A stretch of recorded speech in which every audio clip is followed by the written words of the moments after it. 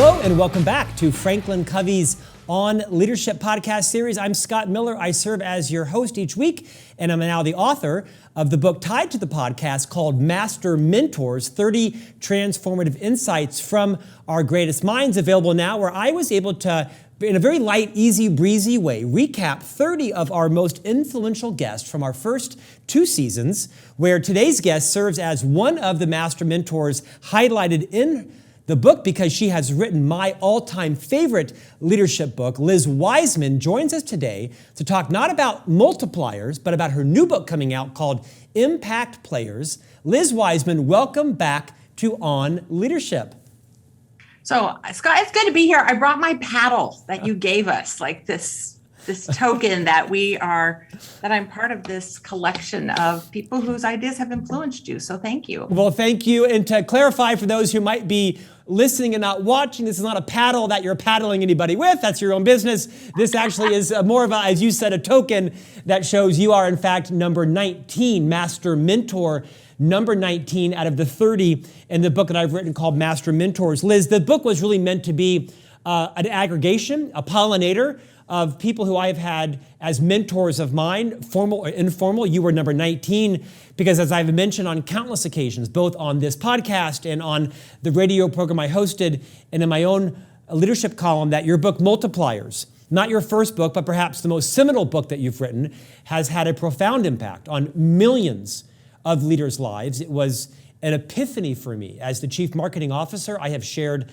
again, in numerous settings, that it was reading Multipliers that really was a stimulus for me to step down from my role. Not because the book shamed me, but the book inspired me.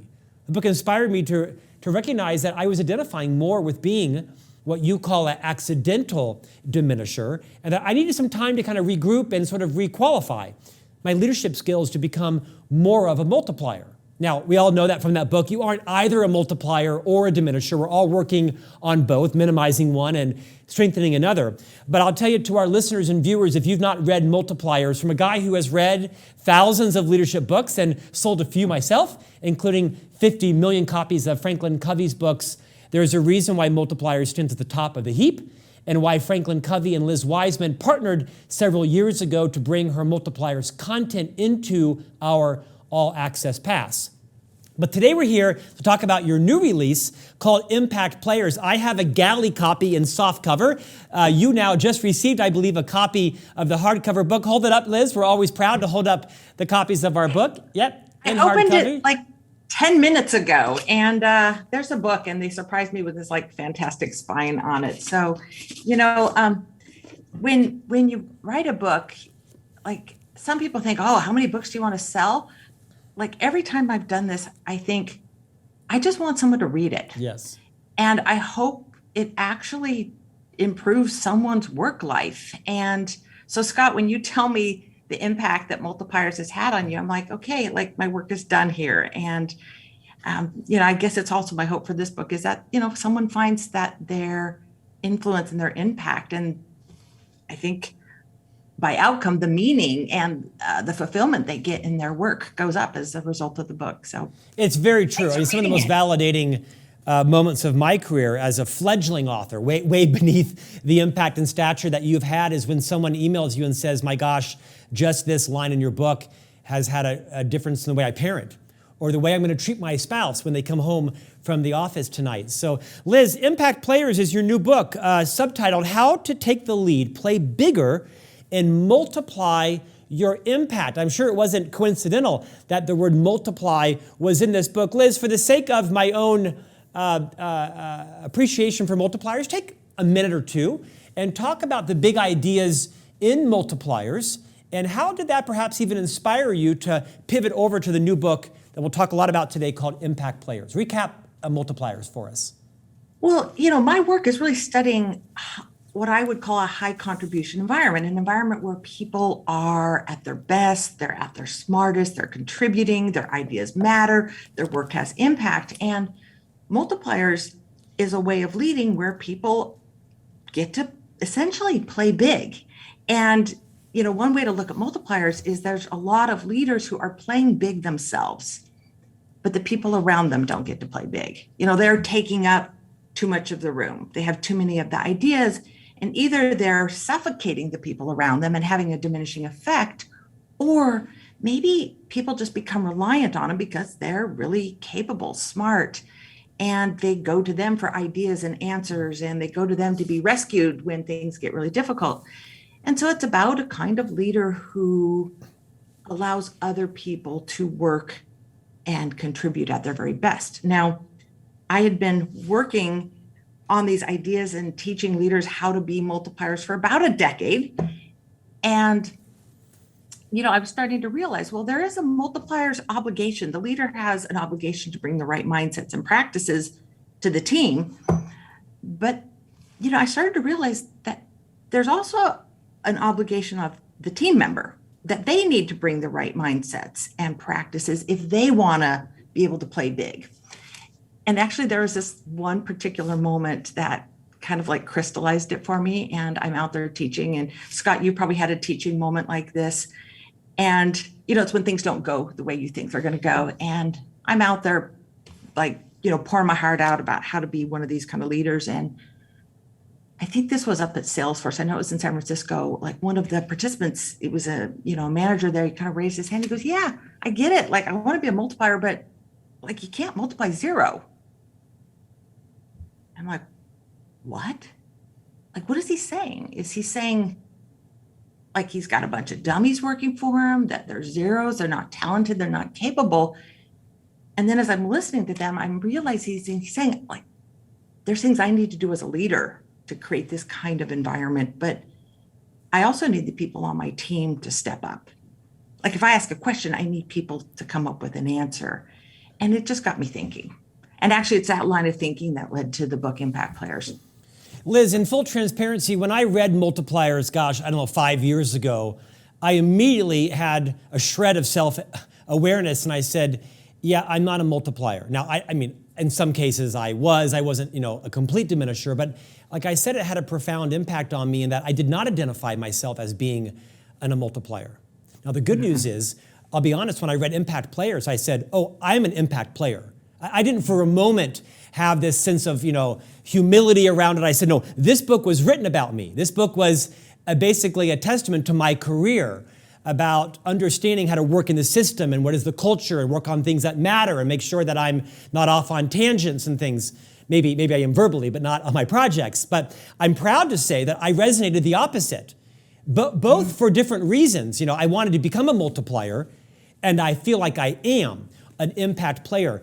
Let's talk about the premise of the book Impact Players, and why is this the topic you chose to spend the last 2 years with all your research and focus on?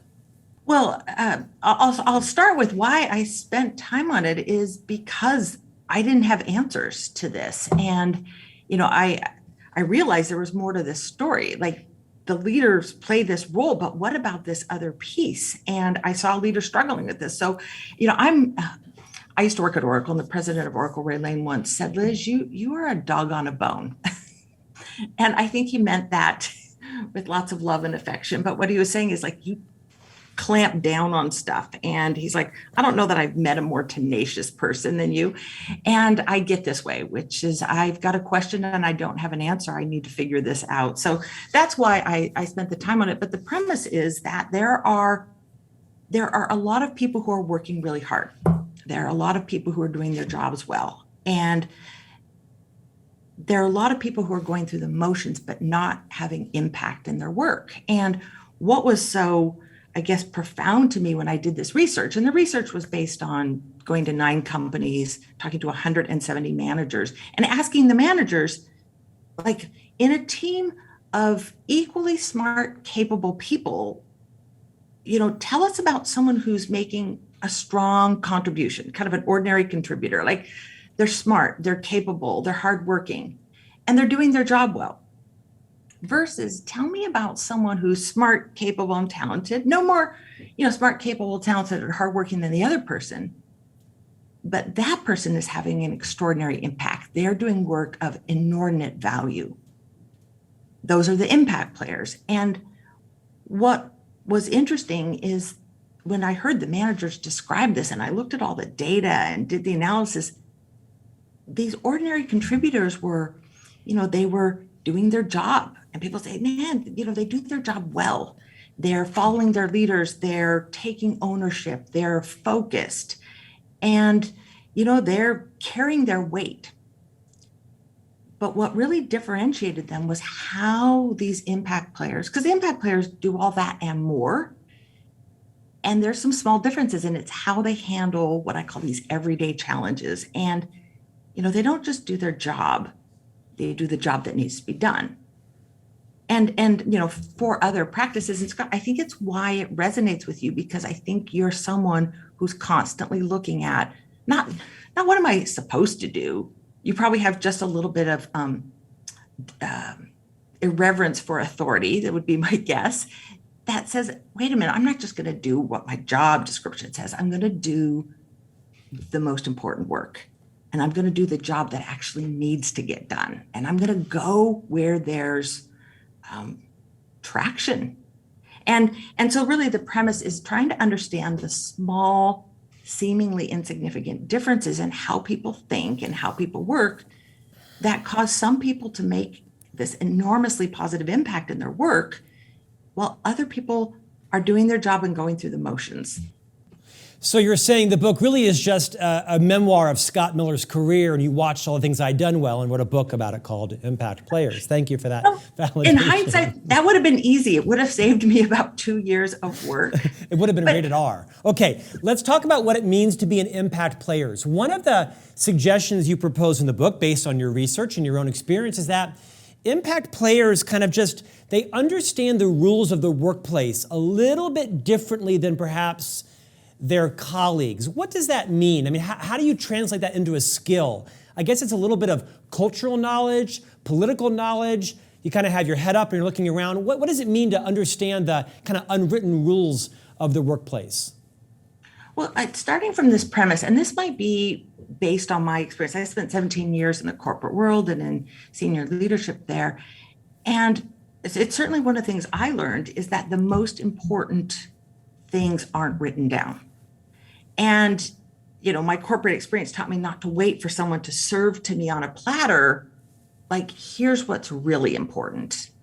There's what's written down, but then there's what's really valued, what the culture reinforces, what one's boss or client really, really cares about. And I think what these impact players do differently is they're constantly sensing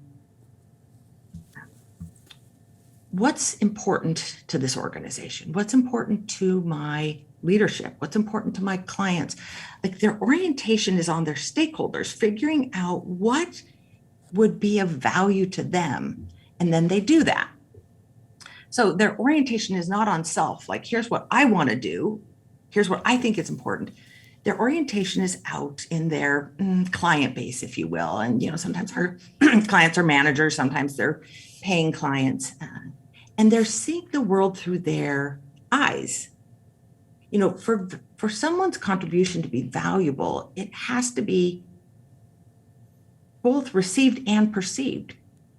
And so I think it's this sense of, I'm going to figure out, I call it the win, what's important now, or really what's the agenda of the organization. And I think there's some ways that you can ferret that out. Liz, I think your book Multipliers is indisputably a leadership book. It's my favorite leadership book ever authored. And I'll go so far to say I don't think Impact Players is a leadership book. I think it's an individual contributor book. Like, it's a book that a leader would buy for the 40 members of her team. I think it's a book that should be required reading for onboarding and a new organization, new employee orientation for people coming out of college or coming out of their technical trade skill coming into the workforce. I think this is a book that is read to precede Multipliers. This is a book that people should read in the beginning of their career or at any point during their career to help them understand how to make themselves indispensable, how to make themselves truly impact players. One of the points you recommend here is you talk about credibility builders and credibility killers. I'm going to read from the book if you don't mind. Credibility killers are, these are not aha moments, but I think it was Voltaire that said common knowledge isn't common practice. Do you love how I got Voltaire into the interview? Credibility killers are waiting for managers to tell you what to do ignoring the big picture, and to tell your manager that it's not your job. Like to your point earlier, I couldn't comprehend at any point in my career telling my manager that wasn't my job. That's a credibility killer. To do the job they need done is a credibility builder, which what you say is to do things without being asked and to anticipate problems and have a plan. Talk about the connection between being an impact player and constantly being focused on credibility builders and avoiding the credibility killers.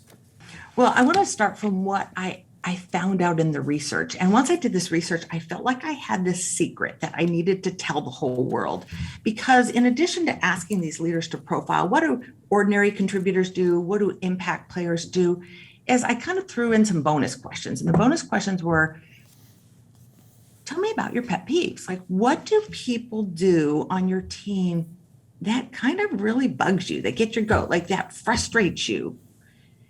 And they're like, oh, I don't have anything. I'm like, I actually think you do. And then people start to unleash, like, I hate it when people just do their piece and they don't look at the big picture. I hate it when I have to remind people about deadlines. I hate it when this and I hate it when that. And there were some very, very clear patterns. These are the things that end up killing our credibility. Now, then I asked, well, what is it that people on your team do that you love? Like when people do this, you want to give them more responsibility, more ownership, more freedom, more say. And those are really the credibility builders. And, top of that list is, to do things without being asked, meaning don't wait for someone to point out the problem. Just like, okay, I know this isn't my job, but you know what? This is a problem. So I'm going to just take the initiative and fix it. And, also it's anticipating the problems before they even happen. Like, okay, I think this might go wrong. So I've got a backup plan in place. Oh, my favorite example of that is Dr. Kevin Menace at the Sunrise Hospital in Las Vegas. It's just, to me, it's such an incredible example of what happens when someone is thinking about, okay, I'm going to plan for the best, but like what could go wrong and how do I get out ahead of it? Also on that list is, just doing a little bit of extra, like here's my job, and then I'm going to add just a little bit of a surprise, not a massive amount of extra work, but these are the things that when we do this, it signals to our leaders, I'm on it. I've got this taken care of. Like, I'm going to do my job, but I'm really going to pay attention to the job that needs to be done. And I'm going to get it done. Liz, the writing in the book is super practical. As I was reading it, and you gave me an advanced manuscript, 6 months ago that I was able to edit and think about, I could see all the people that work with me and those who work for me in various parts of the book, either in alignment of or perhaps in conflict with. I think one of my favorite concepts in the book, you talk about the contrast between what you call contributors, which has always had an inherently good term, right? We all want to be seen as a contributor, and what you, of course, call impact players. I'm going to read these slowly so that our viewers and listeners can kind of digest this. And I'd like you to talk about why this is so important, this contrast between contributors and impact players. Contributors do their job. Impact players do the job that's needed. Contributors wait for direction, and impact players step up and then step back. Contributors escalate issues, and impact players finish stronger. Contributors stick to know what they do and know best, and impact players ask and adjust. And then lastly, contributors add to the burden, whereas impact players make work light. So if you just take the descriptions of impact players, they make work light, they ask and adjust, they finish stronger, they step up, and then they step back. Expand on those. Well, these are the 5 things that they do very differently. And I think what's important is the behavior, the practices of the ordinary contributor are great. And managers were like, these people are great. Love having them on the team. But they're great in ordinary times. And what I saw is these 5 things that were really different about the impact players is how they handle what I call these everyday challenges. And as I looked at it, I'm like, wow, yeah, if you do your job, that's great. But when messy problems are dropping in organizations and, the most important work is sitting between boxes on an org chart, it's like in no man's land. Doing your job doesn't cut it. Like the senior leaders of an organization and your clients and your stakeholders, they need you to be out into that white space. Similarly, when roles are unclear, and like what organization doesn't struggle with unclear roles, most people tend to wait for direction. Like, okay, I need role clarification. I need like a RACI chart. Like I need to know who's responsible for what. Impact players realize that roles are always going to be unclear. And when they see that leadership vacuum, rather than wait for that clarification, they're like, you know what? Somebody needs to lead, whether it's this meeting or this project. And so they step up and lead. And this is not surprising that people who have a lot of influence and impact take the lead. But what I found was so interesting is that they don't always need to lead. Like they step up and they contribute and do something valuable, but they're willing to step back. What distinguishes them is that they're not only willing to lead, they're as willing to follow their colleagues. So when you think about it, like, what's it like to work for the person who always needs to be the leader? And Scott, I know you have kids, and I think about like the PTA association, and I'm always appreciative of those parents who will like step up and take the hard volunteer jobs. But then I'm a little bit suspicious of the parents who always have to be the ones in the big jobs, because I'm like, where are they going with that? Like, is that going to benefit everyone, or is that going to benefit their kids? And I think it's very similar in the workplaces. We love people who are willing to do their share of leading and to fill a leadership vacuum. But if they always have to be in the lead, people aren't quite sure they trust them. So it's this fluid model of leadership that actually allows teams to be more agile. Then the third difference is really how they handle unforeseen challenges. When we're in this contributor mode, we tend to take ownership. But then when something unforeseen comes along, like a global pandemic, something so beyond our control, we tend to look upwards.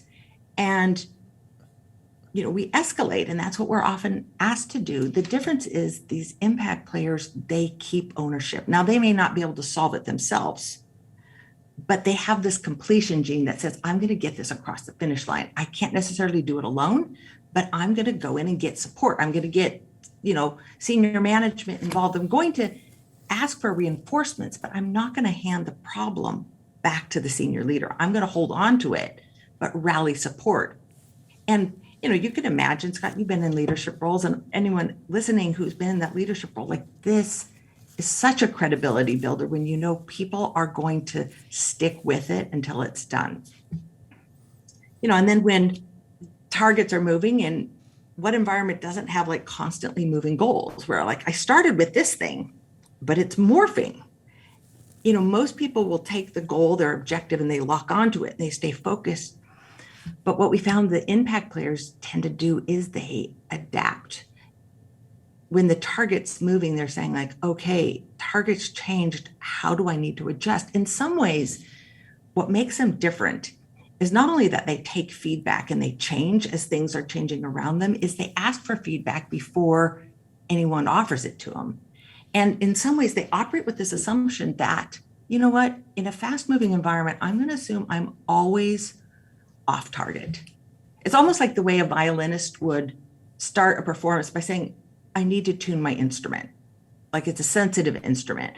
It's easy to fall out of tune. And so they're constantly adjusting to make sure that they're doing what's relevant and what's important, like right now.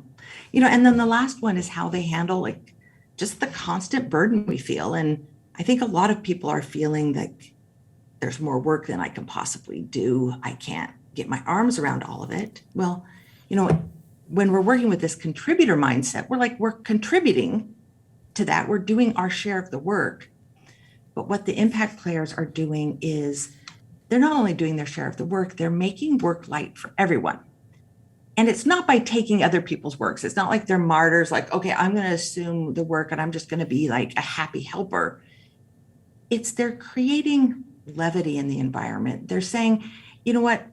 I can't take this work from you necessarily, but I can at least not add to the burden. I'm going to make this a light environment, a fun environment. I myself am going to be easy to work with so that there's not the workload and a phantom workload. There's just the workload that we can all do sort of joyfully. Liz, I've sort of made you my own personal Jiminy Cricket, like it or not, because I'm going to share a story right now about me. Surprise. But it's really about you. Because this is the impact that your books and your teachings have had on me that I think some people can relate to. And if not, they have members that work with or for them that can. So just very recently, our 20-plus year chairman and CEO, Bob Whitman, retired from that position. He is now the CEO emeritus, and he is the chairman of the board. We have a new CEO, Paul Walker. And we had a big party for him. When I say we, the company, there was a big send-off for Bob Whitman recently at a local hotel. It was a lovely event. And there were 400 or 500 current Franklin Covey associates there, those that had retired, those that had been terminated by Bob showed up. It was really a very lovely event where those that had both great and perhaps, some conflict with Bob came together to respect. So much about Bob. It says much about Bob, right? There was, you're exactly right. It was a lovely evening. When I learned this event was going to come, that I was not in charge of leading, that I was not invited to have any role in other than to show up and sit in my chair and applaud and appreciate him, I went into Scott action. I said, oh my gosh, I'm going to create 500 pictures of Bob's face on a stick and bring all these markers and call it the Bobsicle and pass them out to everybody, and he'll sign them and it'll go viral and it'll be social media. And I started calling printers, and then I realized, no, this party isn't mine.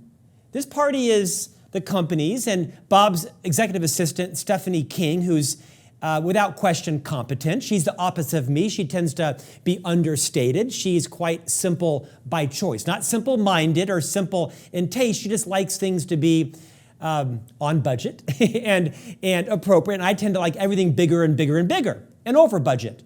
And I channeled you as I was calling the printer, scoping out the 500 Bobsicles. Everybody would sign and have and post and do probably. Kind of like this. Well, bigger than that. That's right. Put your paddle down. I channeled Liz because in Multipliers, you talk about sometimes you have to play smaller. And I don't play smaller well. But I don't play small at all. I always lead. I kind of always steal the show. I'm sort of always the biggest personality in the room. And if I can't be, sometimes I either don't come or I sit in my chair and I'm super quiet, like the whole night. It's an immaturity issue. We all have them. I'm just self-aware about it. And what really struck me in impact players is that sometimes you need to step up and then step back. Now, I did not bring any Bobsicles. I canceled them. And because I just let the party be what the party was meant to be, and it was lovely and flawless and perfect and phenomenal for Bob. But I think the impact that, Liz, you've had on me through both Multipliers and, ironically, impact players, no pun intended, is knowing when to step up and knowing when to step back and having that sort of the right level of gas and brake throughout your career. Thank you for that.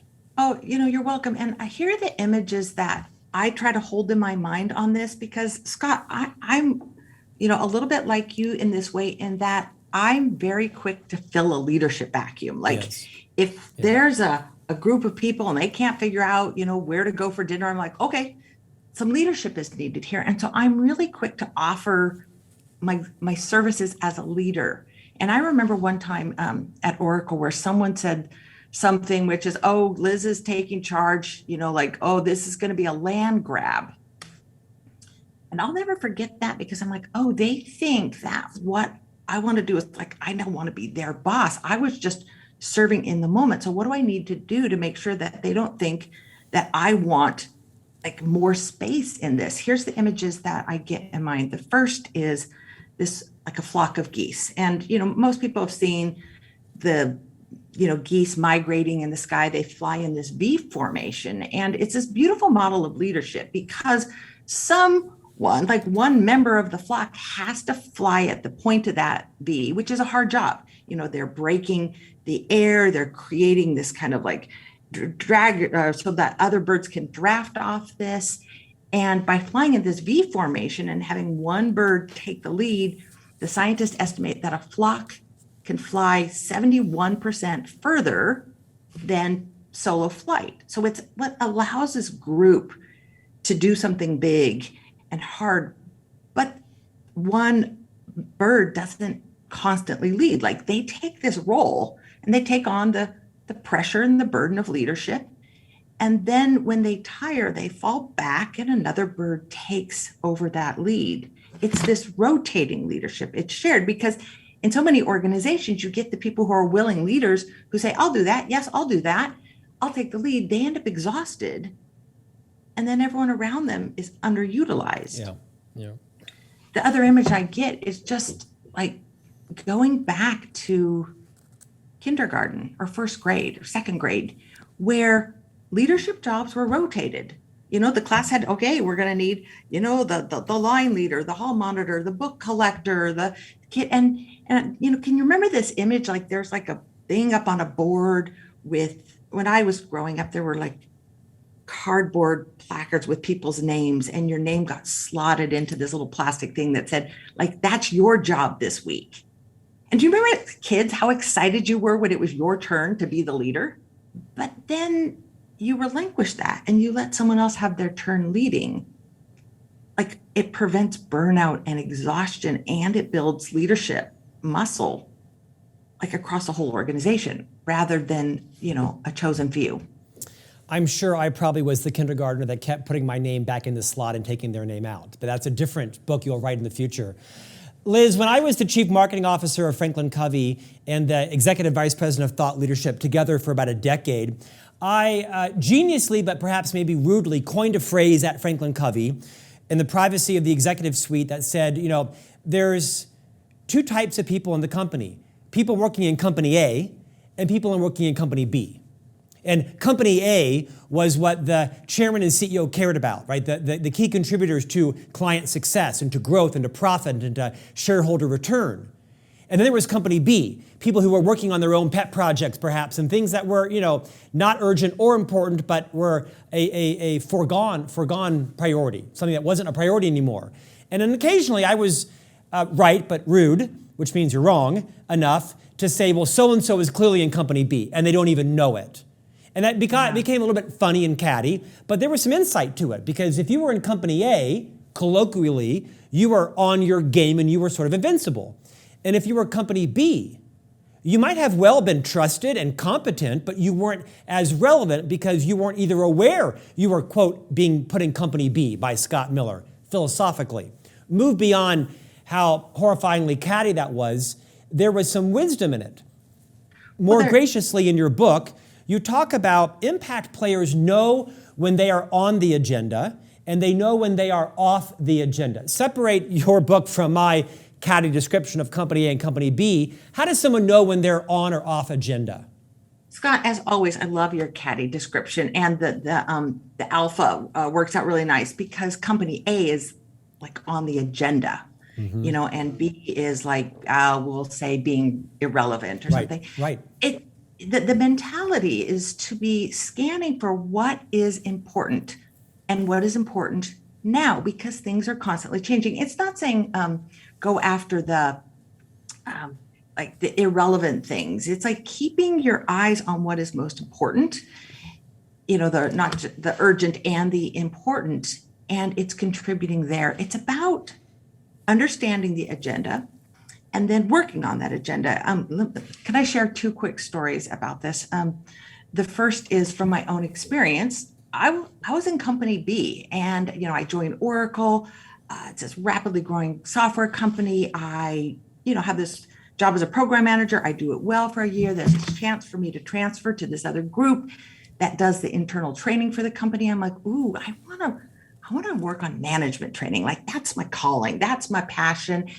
And this group mostly did technical training, but, the company's growing and people are being thrown into management and, young managers are sort of wreaking havoc.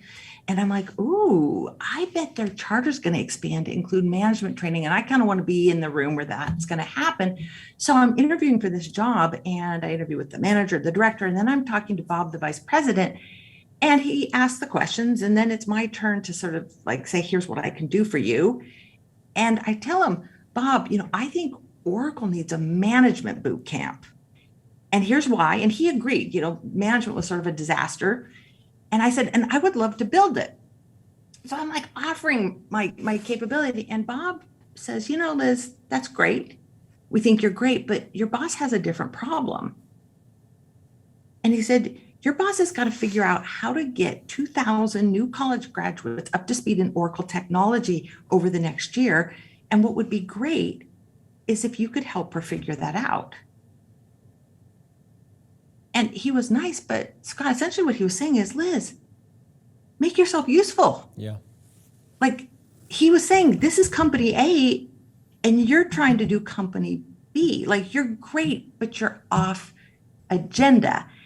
And I'm thinking, wow, I want to develop leaders. And now Bob wants me to teach programming to a bunch of nerds.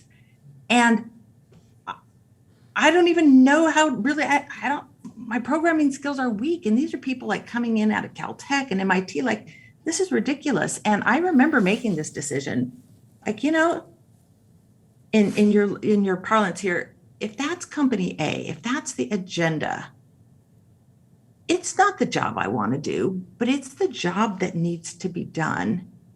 So I'm going to do it.